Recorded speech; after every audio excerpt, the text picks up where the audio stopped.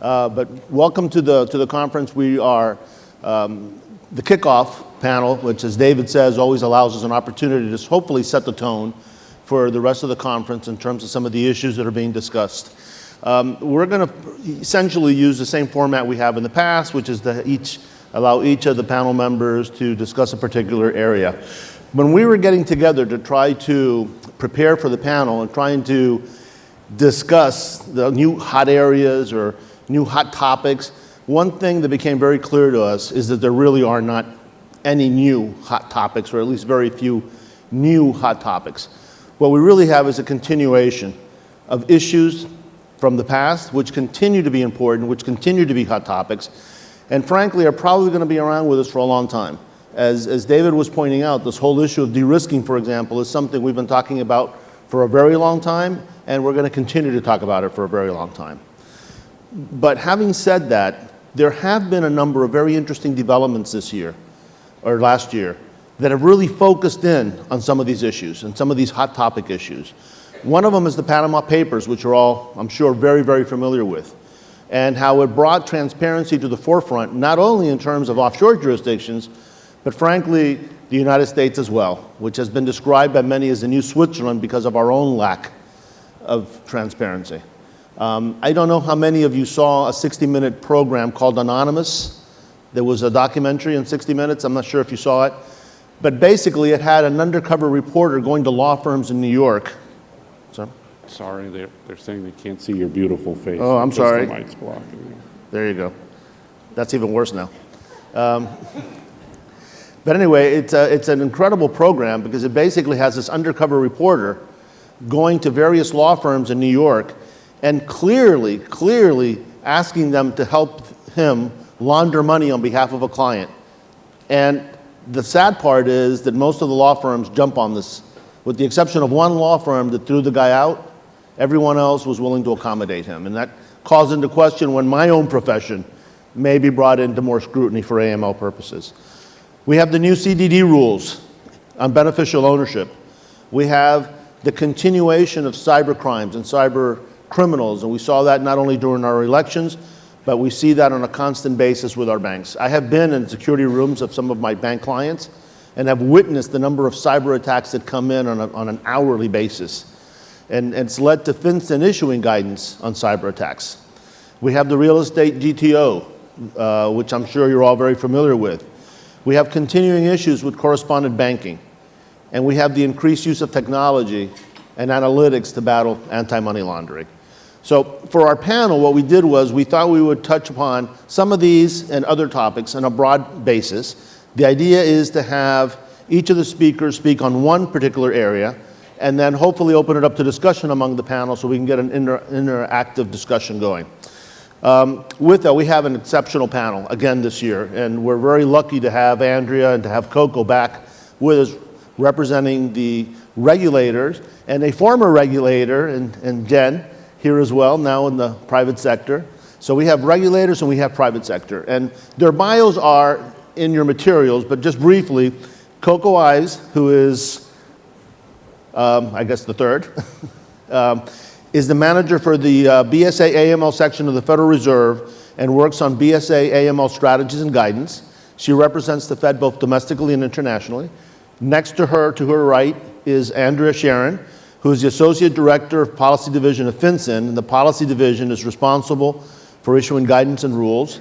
Andrea is also responsible for compliance and enforcement, so you have to be nice to her. Jennifer Calvary at the very end is well known to all of us. She's now with HSBC, but formerly was the director, as you all know, of FinCEN. And then finally, and I have to give special thanks to Walt Mix, because Walt didn't realize he was going to be on this panel until very late Friday. Your materials show the name of Jim Richards, and Jim unfortunately had an emergency and was not able to participate until late Friday. He let us know that he wasn't going to be able to make it, and we reached out to Walt, who's from California, and I'm sure we're going to all pay for this at some point, but Walt agreed very kindly at the last minute to join us. Walt is California's David Schwartz without the show. He is the president of the California International Bankers Association. and he's also the principal of the Berkeley's research group. So with that, I'd like to kick this off by talking about a topic that has been of real interest to our colleagues in Latin America and in the Caribbean, and I know important to a lot of the banks here as well. And that is the continuing difficulty, some would say impossibility, of banks from that region obtaining correspondent relationships in the United States. It has become virtually impossible for a number of these banks to be able to establish relationships. And we all know how important it is for those banks to have an account in a correspondent relationship in the United States. And yet they're finding that they can't maintain one. The banks, basically the US banks are, for purposes of de-risking, have gotten out of the business. And unfortunately, that's forcing this business underground. And I know that the Federal Reserve has been working on some initiatives in order to provide some guidance and some relief in that regard. And Coco, I was hoping that you could kick us off with that. Sure, yeah. Welcome, everybody. Happy to be here. Thank you, FIBA, for inviting me back. Is there a laptop it's where I always can see the nice question? to be able to help kick off this great conference. I thought I would talk a little bit about the decline in foreign correspondent banking relationships, the challenges in solving the issue, and what we're seeing from a supervisory perspective, and what I think would move the dial on the de-risking story. So let me start by saying that de-risking isn't a new concept, but I think that the combination of factors over time have really compounded this issue. So the past financial crisis, the international and domestic scandals of late, the terrorist attacks, perhaps enforcement actions have all really brought us to where we are today, which is that some banks are terminating relationships to reduce risk and reduce the costs associated with certain relationships. They're finding that it's just not profitable to retain certain relationships. The reality is, foreign correspondent banking is vital for global payments and facilitating economic growth and international trade. Banks need banks that can clear in US dollars in order to conduct global payments. What may be an appropriate risk management response for a financial institution in aggregate can cause a greater public policy concern, which it has. So we are hearing that there is just great difficulty for some jurisdictions in accessing the US financial system. There is good SWIFT payments data that supports what we've been hearing all along, that there is a greater concentration of foreign correspondent banking relationships.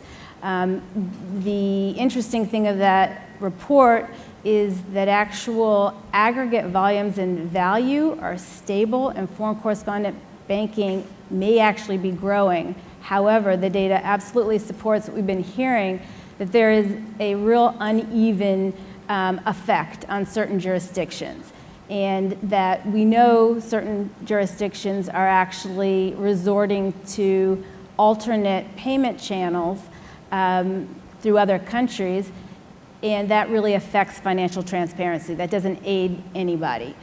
So as far as solving de-risking, it is incredibly challenging because of the complexity of the issues, the international scope, the uncertain drivers, the multiple stakeholders across the globe.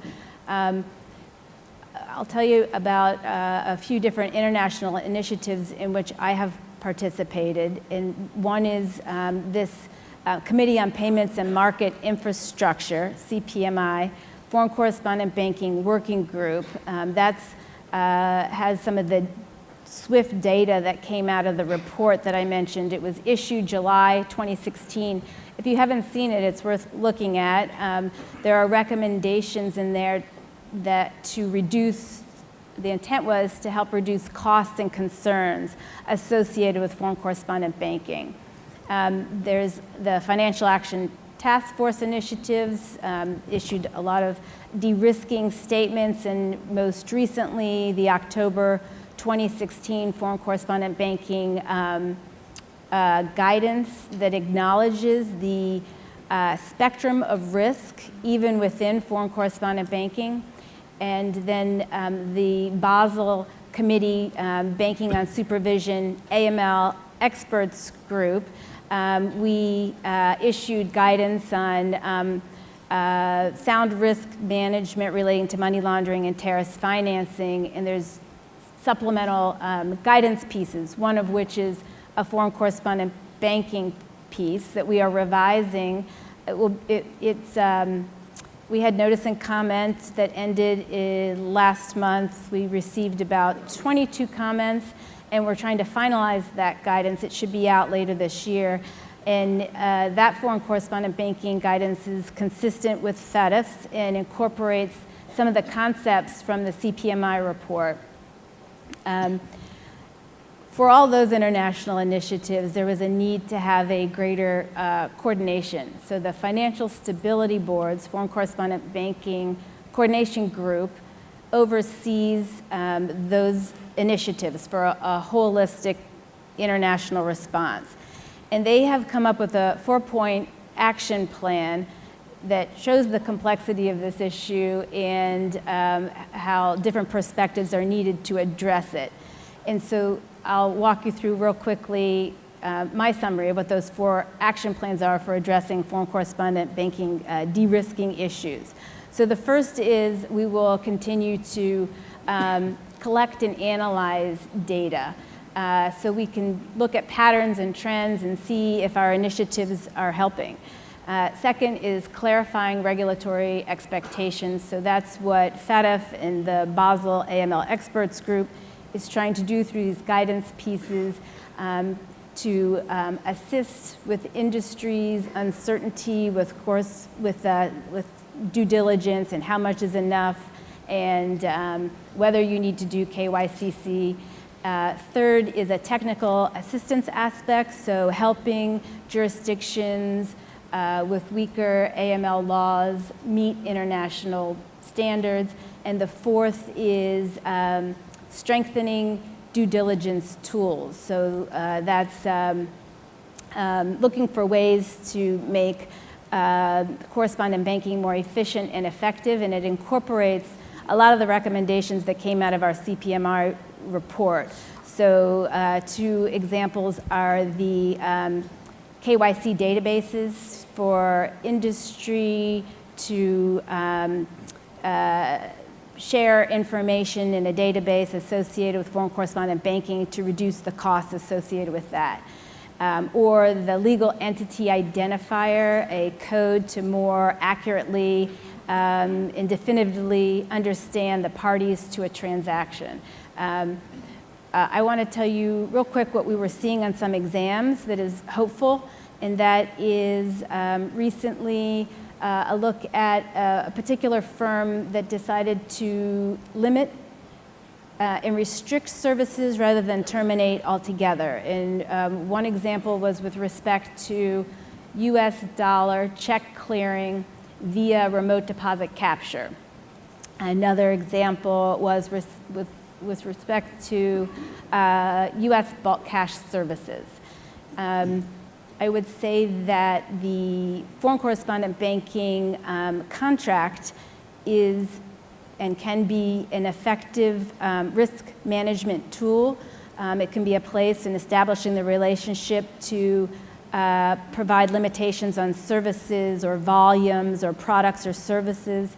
It could be in the contract a clear expectation of what information will be shared, in particular with respect to timely responses for requests for information, the RFIs, that could be spelled out in that establishing roles and responsibilities in the contract, or an expectation for clear, meaningful completion of SWIFT payment messages. Let's see, the last thing I just really want to tell you, and I'll quit talking and let everyone else have a chance, is my personal views, not those on behalf of the agency I represent, that the biggest bang for the buck, I think, in moving the dial and the de-risking story is a legal change. That an amendment to US statutes would provide perhaps incentives for changed behaviors for banks, or perhaps a different view or perspective on risk under the cover of the law. Examiners would examine for the law. That would take a lot of different shapes and forms, what that amendment might look like. That's so much stronger than guidance. So that's one area. The other bit, we might be able to do a better job in public awareness when a jurisdiction meets international standards. It's easy to get stuck in time and have an outdated view.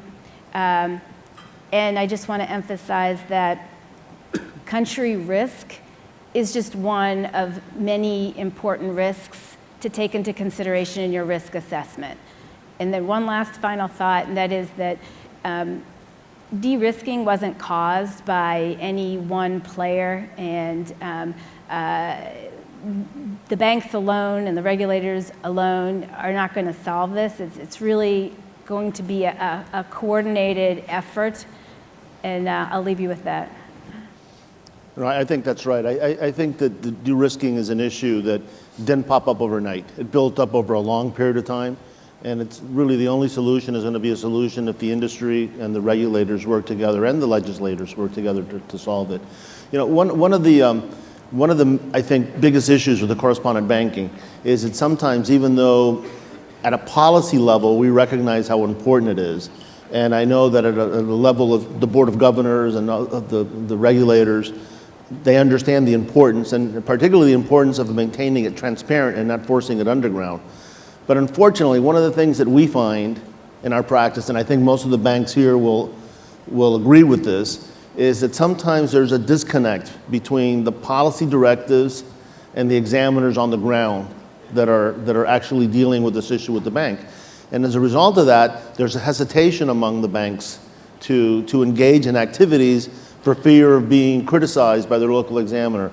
And is there any initiative or anything that can be done in that regard between the policymakers and the examiners so that we can basically get everyone on the same page? I'll just open it up to. I think that, we've certainly heard that there is a disconnect or delta, if you will, between examiners and sort of what the intentions are behind some of the policies and the directions that we're headed in. I think a key way to address that, or potential way to address that, is just, frankly, through better education and contact with our examiners. Basically reaching out to them and talking to them about, if there's new guidance that comes out, what that means. Kind of addressing the issue of second guessing, which we hear a lot, that examiners second guess, if that's happening or not. And I think there are a lot of drivers of de-risking, as Coco mentioned. It's profitability, what is does it make sense for, the institution to want to take on, certain accounts that are quite apart from anything related to examinations. But I would say one thing that we could do is maybe education of examiners. Well, are you finding the same type of situation in California in terms of correspondent banking? Sure. And thank you to David and FIBA for including me today. Walking over, I'm staying at a nearby hotel. I was buffeted by very strong winds. Did that happen to anybody else today? To me, that was something of a metaphor for the regulatory climate and the de-risking that we find ourselves in. And it was a pretty strong wind, and it's been a pretty strong wind in terms of regulatory climate for the last several years. To the question of how can we improve this gap between the policymaking level and the examiner level, I think a lot of it is education. I used to run the California, it's now DBO, the regulatory agency there. A lot can be done, I think, with the new administration. I think it's an opportunity to take a fresh look at a number of these issues. Quite frankly, I've been helping with the transition and looking at a number of these issues. Things like strategic plans for agency, better coordination among the agencies and the industry for that matter. A lot more examiner training so that examiners feel more comfortable in terms of the examination requirements that they're implementing. Those sorts of things. Okay. Can I jump in for a Sure, second? of course. Just so you all know that we have a lot of initiatives for examiner training. The Federal Reserve has specific training every year with examiners coming from across the system to Washington, where we talk about all the policy issues, what's going in Washington, the latest issues. We also do that on a call once a month across the system with all the examiners as issues are arising. And then we have a highly coordinated exam workshop among the federal banking agencies. So an FFIAC workshop like twice a year. So there is a lot of discussion on policy, how it's working, examination, expectations, and things like that. Okay. Jen, I know you just recently made the transition, but have you heard of similar situations at HSBC from your people there? Yeah, of course. I guess as I listened to the conversation here thus far this morning, we're talking a bit about how do we best improve the execution of the current regulatory system as it stands. But I also think we're in a point in our development in managing financial crime risk on the regulatory end, on the financial institution end, where we also need to be asking ourselves, is the regulatory system as it currently exists, is it itself optimized? Times are changing, technology's changing. Is there a way for us to do this business even better?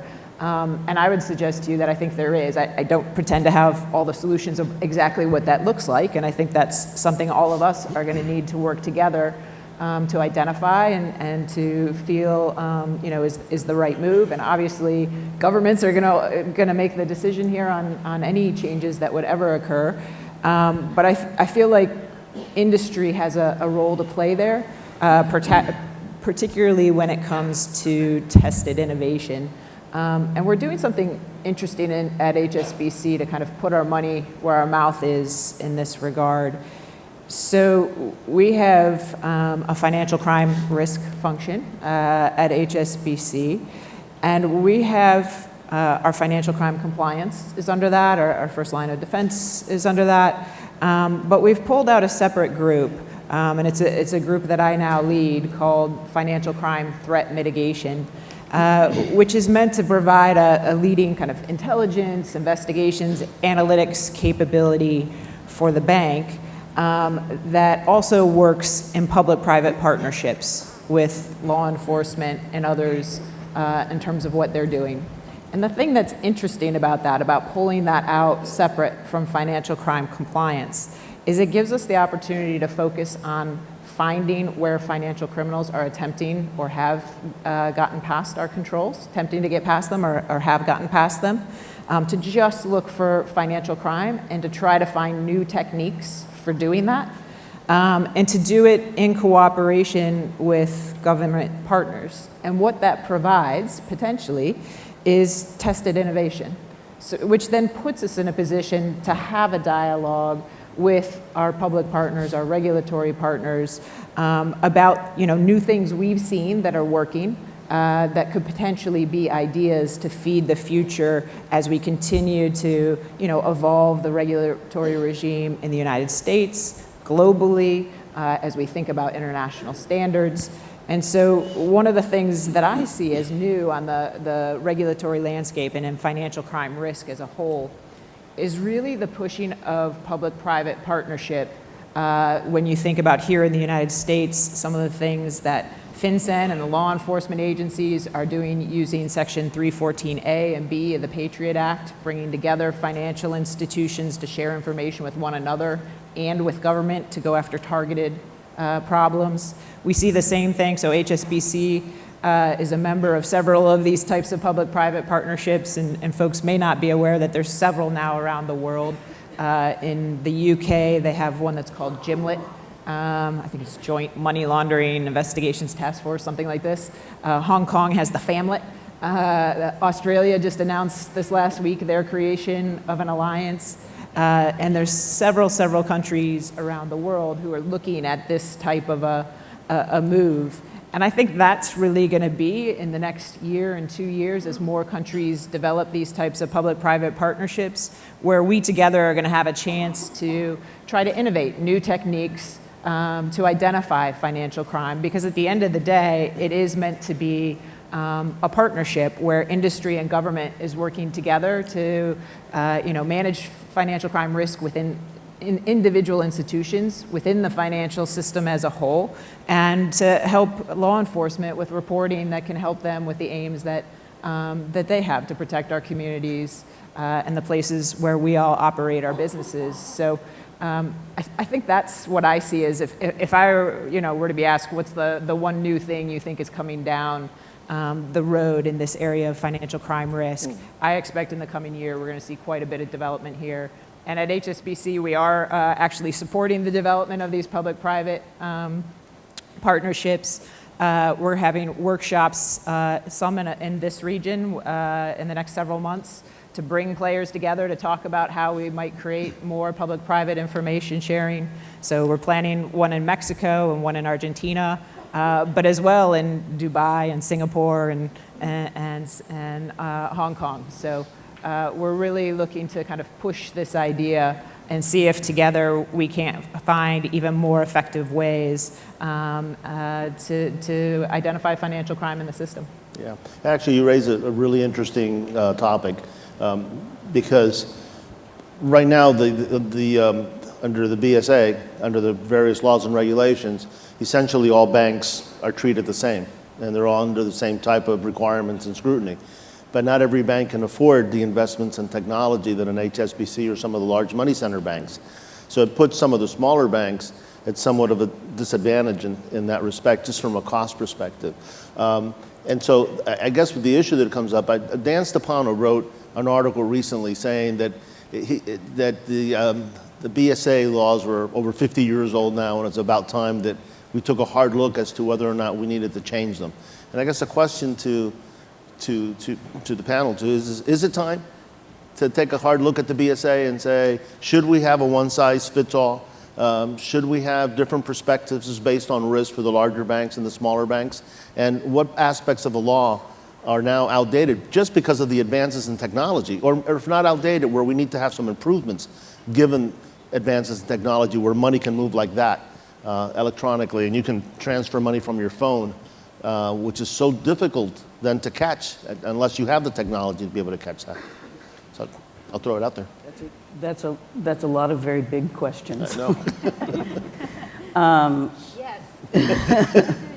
Yeah, I mean, I think, it's always time to evaluate the regulatory regime to determine whether, we are doing it the right way, whether something needs to be clarified or changed. I mean, that was the approach we took with virtual currencies, for example, when we were, seeing new methods of, money changing and things value that substitutes for currency. And we looked and well, what do the regulations say? Is that covered? And if not, should we have clarifying guidance? We thought that the regulations did cover it. We had taken steps to ensure that, and then we clarified that through guidance, and then we get administrative ruling requests for more specific questions. But I think, so we actually take those steps all the time at FinCEN to think about those issues and figure out where can we streamline some of the regulations. How can we, and under the Paperwork Reduction Act, we're actually required to think about those things. What is the burden to industry? What should we be doing differently?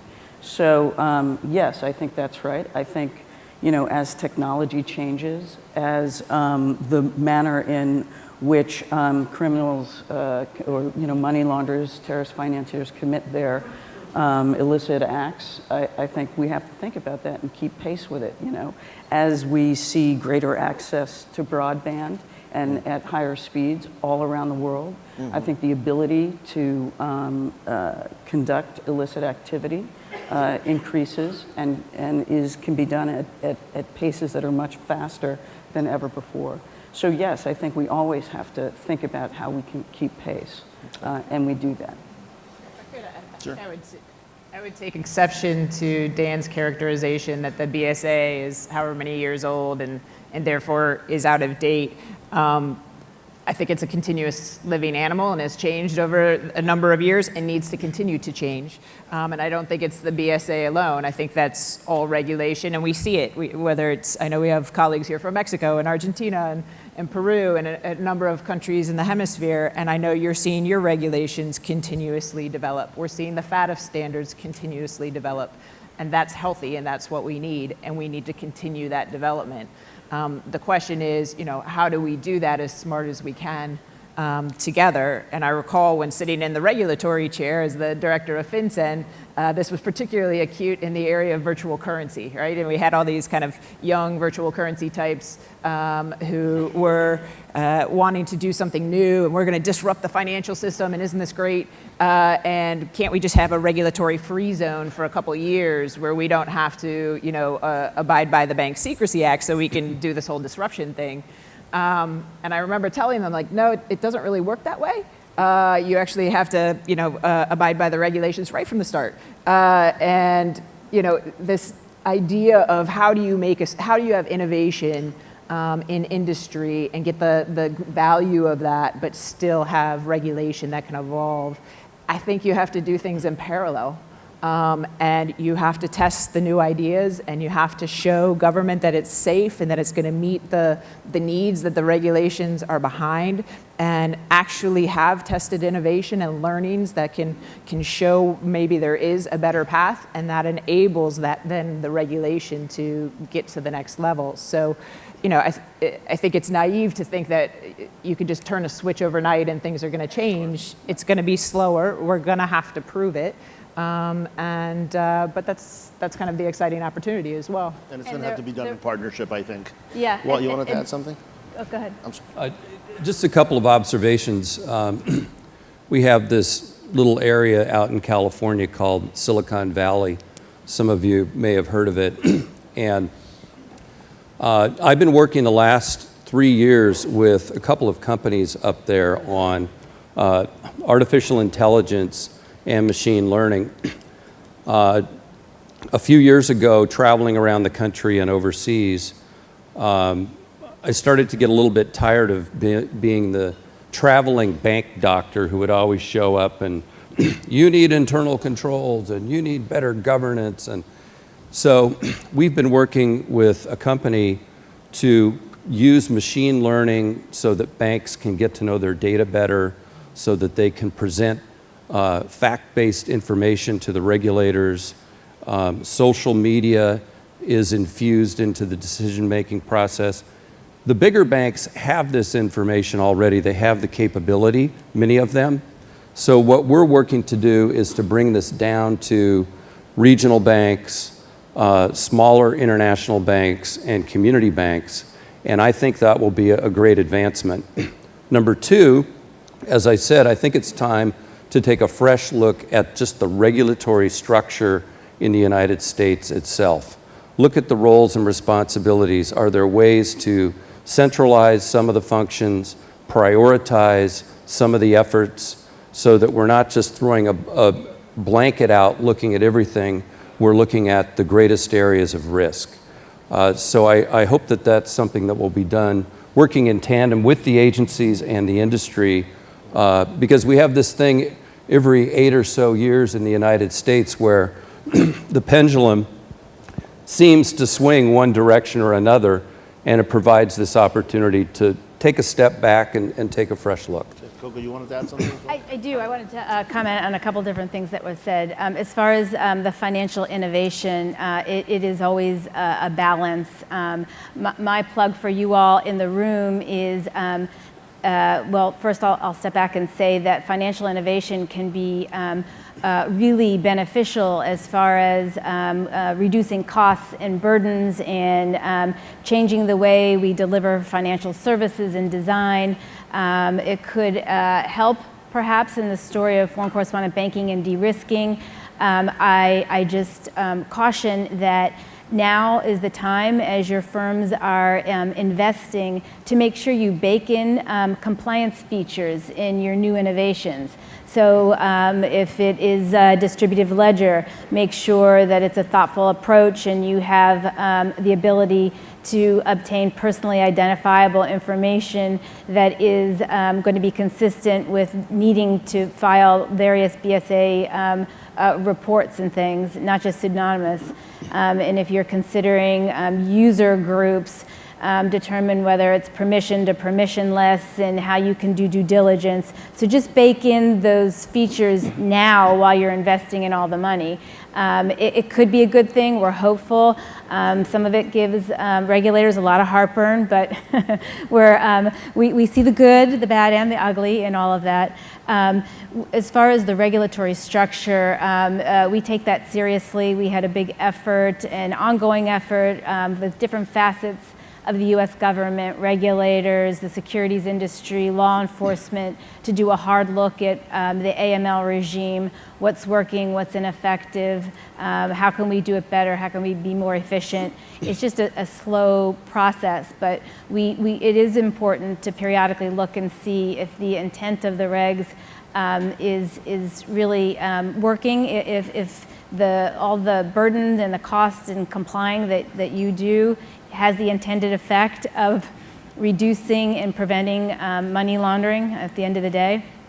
And one last thing, you had asked about the difference in treatment with respect to large banks and small banks. That's something we struggle with and think about periodically.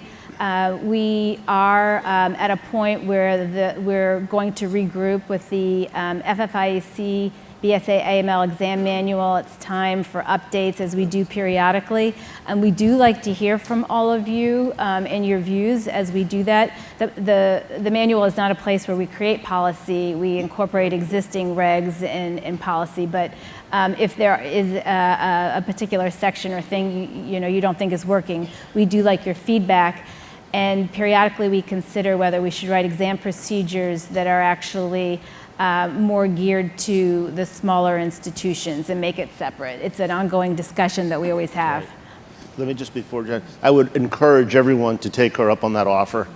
And to the extent that there's any aspects of the manual, any aspect of the examination manual that you believe from a perspective of a smaller bank or a mid-sized bank or a larger bank needs to be addressed, that you take her up on this offer and give her comments. Did you want to say something, Jen, or not? Because I was going to switch topics.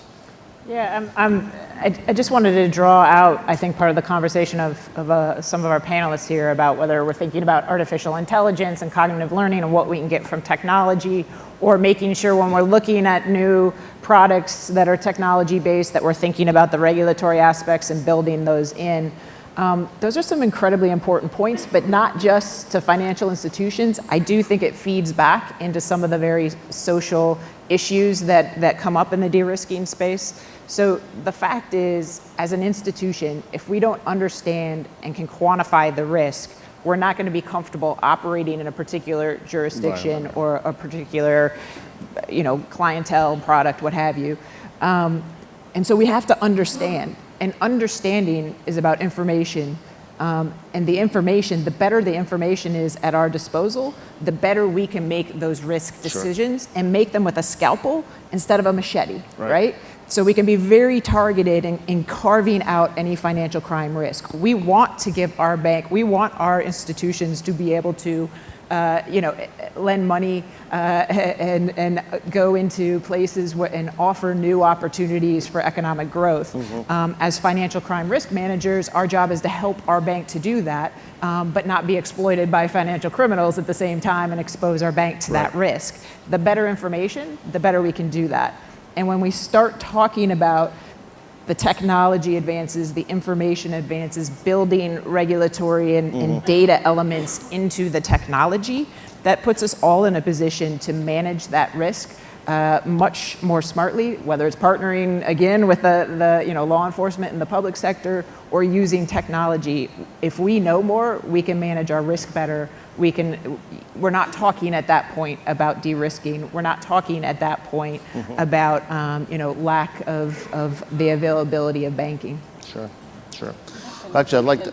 And just to add to that, just very briefly, I mean, just to emphasize the point about having a public-private dialogue on these kinds of issues and getting input from the private sector is so important to how we think about these issues. I know Finson leads the BSAG, which is the Bank Secrecy Act Advisory Group, where we bring together financial institutions, trade associations, regulators, the prudential regulators, and other law enforcement and others to talk about these very kinds of issues, to think about how we can take that next step.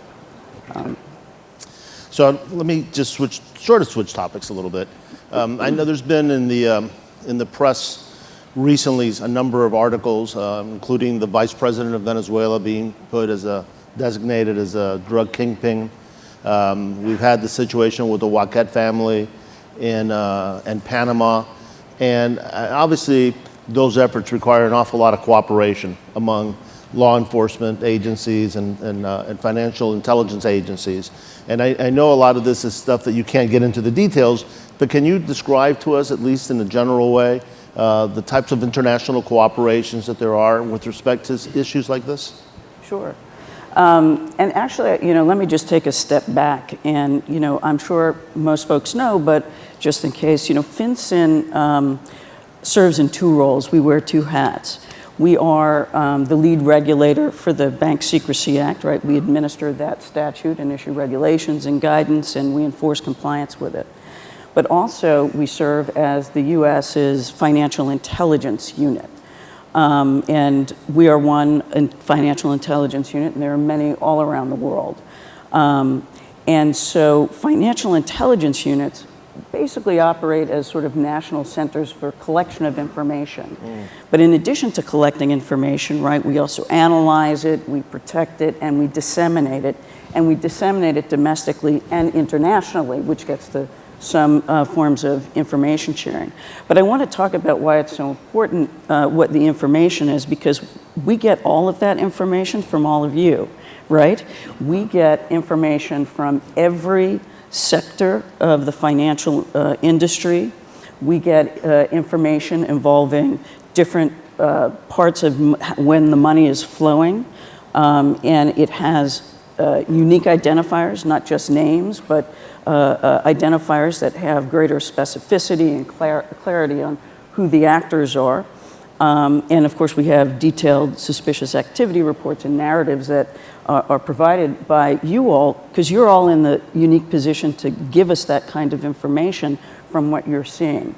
Then we take that information, and FIU takes that information, right, and we put it into context with other information that we might have from open source, we might have gotten from law enforcement, sensitive information, some intelligence information, and then we can produce a variety of products for different, different audiences. So, whether it's law enforcement, policymakers, other regulators, private sector audiences. And when we do that well, right, when we collect and analyze well, what financial intelligence units can do is really identify what these emerging threats are that are impacting the global financial system. We can piece together the money laundering and terrorist financing methods, the networks, the nodes that are used by illicit actors, and provide tactical support to law enforcement, right? Now, when we share it well, including sharing information with stakeholders like financial institutions, like, for example, through our advisory program, we get better information back, and that's an iterative process. You know, we learn what trends are from you. We let you know what those red flags are, and that helps with more targeted and descriptive reporting. So that's sort of how we think and get the information that we then share generally and when these kinds of situations arrive. So what are the mechanisms of sharing, right? So we share through the Egmont process, right, which is the collection of over 150 financial intelligence units. We get requests, and actually the US gets more requests than any other FIU in the world. We have close to 200 million records in our database, and we are a financial center. So we do get probably more requests than anybody. We do get more requests than anybody, other financial institutions, financial intelligence units in the world. We also, and of course we make requests, but we also make spontaneous disclosures, right?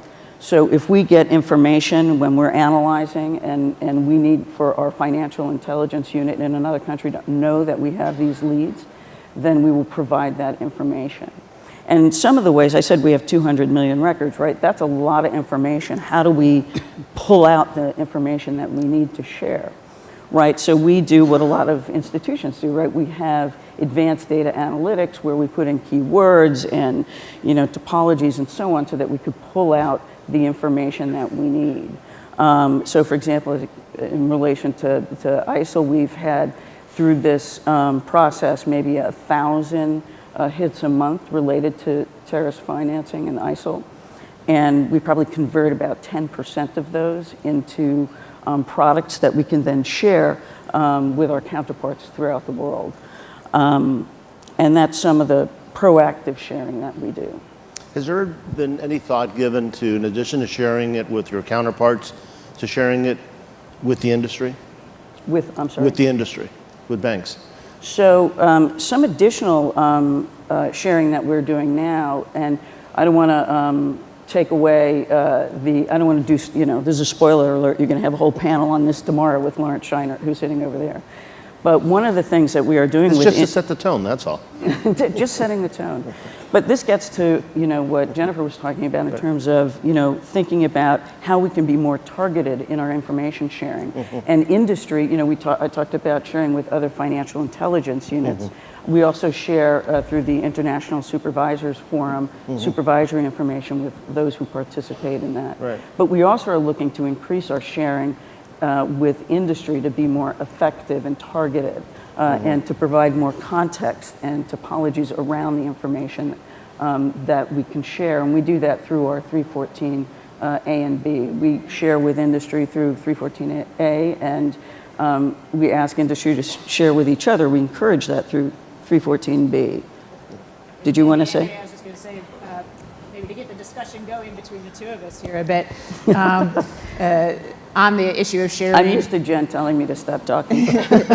On the issue of sharing with financial institutions, and the idea are big financial institutions at an advantage when they're able to engage in public-private partnerships. I know that that's an issue from my time at FinCEN, that was something that FinCEN thought quite a bit about, and that Andrea, in her role now, oversees the program by which advisories are put out for all of industry to learn from, and that the theory around having public-private partnerships is for the entire industry to learn from those, so that if you have some parts of industry that for whatever reason are able to see something better or have greater visibility of a particular type of problem and they're working with government on that, the learnings that come from that type of engagement can then be put out through an advisory by FinCEN, or I can think of in our case within HSBC as we've worked on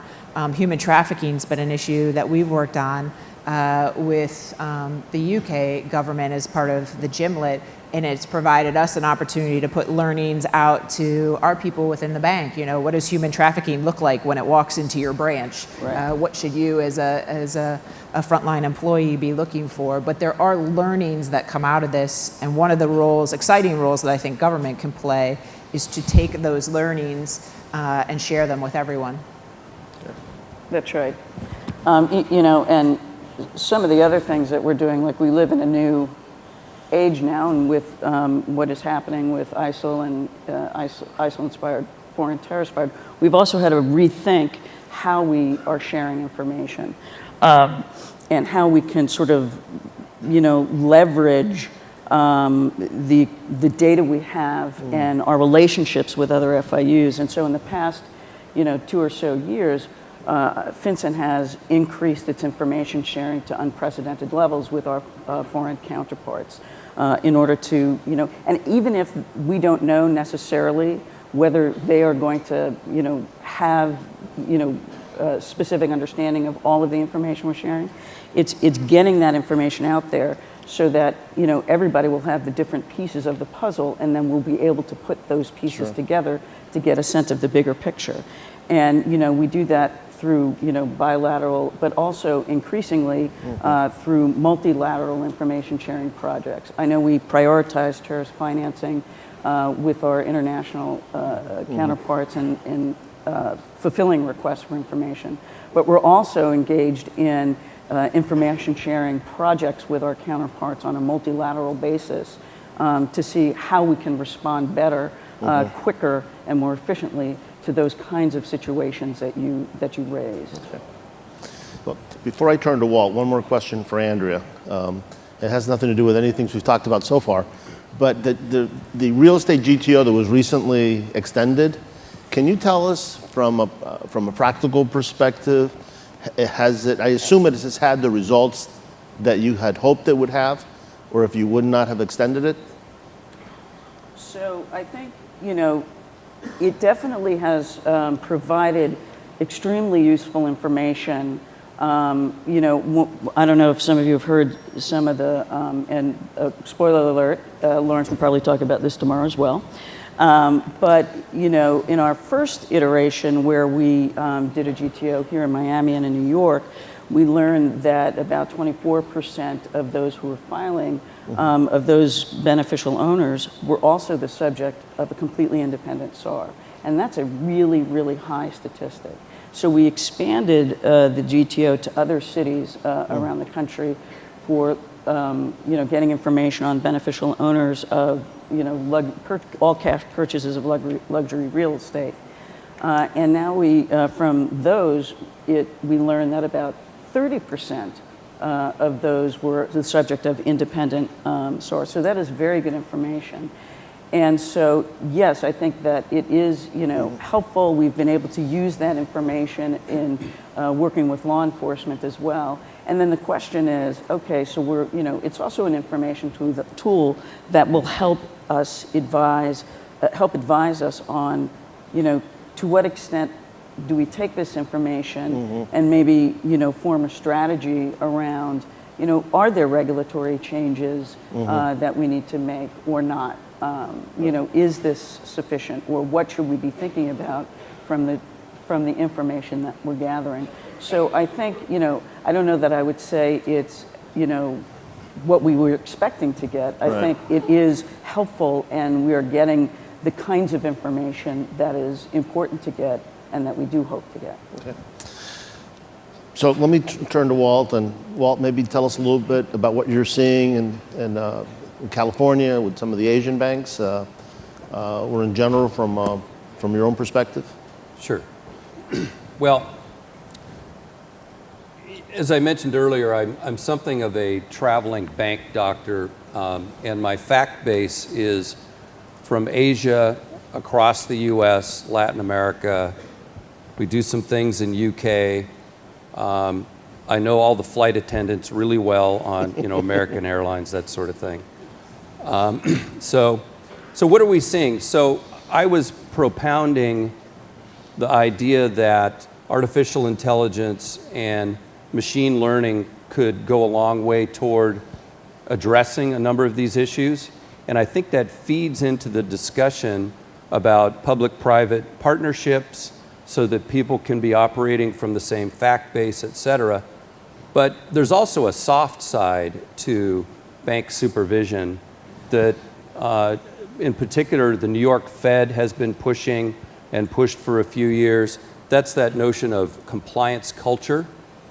More recently, we've been seeing a number of companies maybe leaning a bit too much on technology and forgetting about the other pillars, right? So I've got some examples for you. A large global bank got a huge fine from a certain governmental agency. They're Pan-Asian.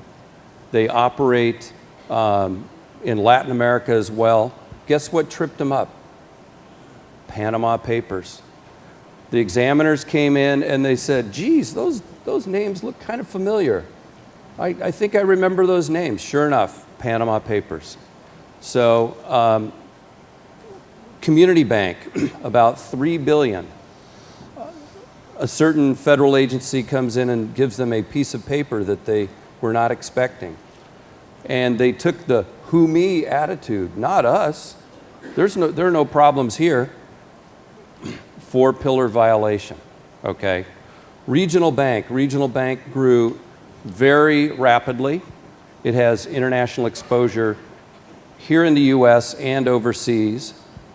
They are now spending tens of millions of dollars putting in new systems, hiring new people, throughout their audit firm, et cetera, et cetera. So, and these are current examples, okay? This isn't from 5 years ago. This is stuff that we're seeing currently. So while we're talking about financial crimes and artificial intelligence and the like, remember that it's important to get all of those pillars right as well. And there are some recent examples. In addition, I want to mention litigation and fines. Reuters reported last week that there were $321 billion in fines meted out since the financial crisis. And my question would be, have we really fixed anything with all those fines? To me, that cries out for, let's try to do a better job working together as an industry and the government together, because I'm not sure we've really fixed it after all that work and all those fines. The last thing I want to mention is cybersecurity. The connection between BSA and cybersecurity is extremely close. If you look at the regulatory requirements that have been put in place by the state of New York, there's a SAR-like feature to it, right? Every time a breach is found and it's determined, well, some would argue material, any kind of a breach, it's almost like a SAR, right? How much information does one need to gather? What sort of fact base does one need to have? So it's a BSA-like regulatory regime, and I would think out loud about whether the federal agencies are going to adopt a similar regime. My guess is probably yes, because how are they going to do something that's less stringent than one of the states has done? So those are just some of the things that I'm seeing out there in the market as I travel around with my little bag. Well, Andrea, FinCEN has been working and has issued guidance on cybersecurity as well. I think, Walter, you're absolutely right that cyber issues are increasingly becoming intertwined with AML issues. And, you know, we issued guidance. We issued 2 pieces of guidance. One is a cyber advisory, which is designed to help educate AML folks on some of the things that you should be thinking about as it relates to cyber issues. We talk about things that, the kind of reporting which would be mandatory, but also the kind of reporting which maybe wouldn't be mandatory, but would be helpful to law enforcement.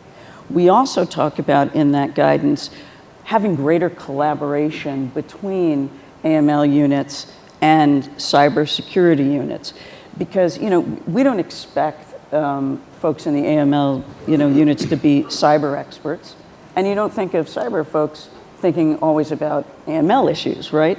But when you bring those 2 units together to kind of talk about, okay, here is what we're seeing, here's what we should do when we see whether it is a cyber incident against the institution, or whether it is a cyber incident that impacts a customer through like a business email compromise or something along those lines. How do we address it? What should we look out for? And getting ahead of those issues by coordinating in advance, I think will be very, very helpful. And speaking of business email compromise, we issued an advisory on business email compromise, kind of explaining what that looks like when somebody compromises somebody's email, whether it's a business email or an individual customer, and what are the red flags to look out for, and what do you, and what should you do when you see those kinds of things happening. And one of the things that we do in FinCEN as it relates to business email compromise is we created, through our liaison division, the head of our division, Tim Ott, is over there, sitting right over there. And we created this rapid response program where when we work with industry and law enforcement, and we get information that there has been a fraudulent request for a wire transfer, and those funds are going overseas, we'll leverage our role as an FIU to work with our foreign counterparts to seize those funds and bring them back. And through that program over the past couple of years, we've probably recovered over $200 million in funds, which has been a very, very successful program.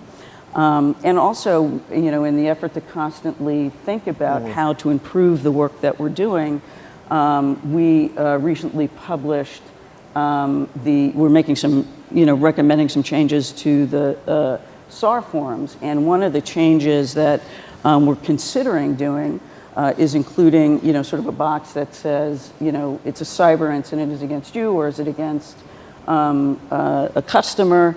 And then also having a place to put in cyber indicators, which are very detailed, but we've talked to law enforcement, we've talked to financial institutions, and we found that this could be something that's helpful. So those are things we are considering. I encourage you to go, it's published for notice and comment. I think the notice and comment closes in early April 2nd. So I encourage you to look at that and give us feedback so we can make sure that we get it right. It might be helpful to talk about how an issue like this, a cyber issue, looks inside of a bank like ours, because it does touch several different areas of the bank, and it's something I think we need to all be aware of, because it provides challenges in terms of managing risk, internal communication, et cetera. So imagine a business email compromise with a victim in the United States, a victim company, and then the thing is, with business email compromise, once the money is taken, it always shoots outside of the country. These are cross-border crimes. For us, we have a big presence in Hong Kong, so we see a lot of this money will shoot over to an account in Hong Kong, some kind of mule account or something like this.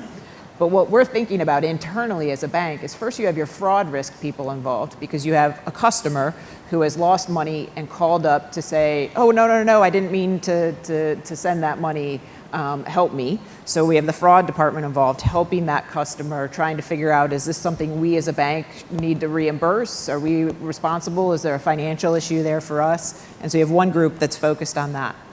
Then you have the money that's moved within our institution. And so now we're looking at, okay, we have AML concerns we need to be thinking about and reporting and so forth. We know as well that we have an opportunity to potentially recover money if we work with FinCEN and law enforcement and report quickly and call our folks in Hong Kong and try to stop whatever money. That both helps our consumer, who we want to help, our client in the first place. We want to help them get their money back. We're helping law enforcement, et cetera, but that's your AML side. And then our cyber group is involved as well, because what was the social engineering technique that was used in that business email compromise, and was it aimed at our bank specifically? And so do we have a cybersecurity issue that we need to be looking at, and controls, et cetera?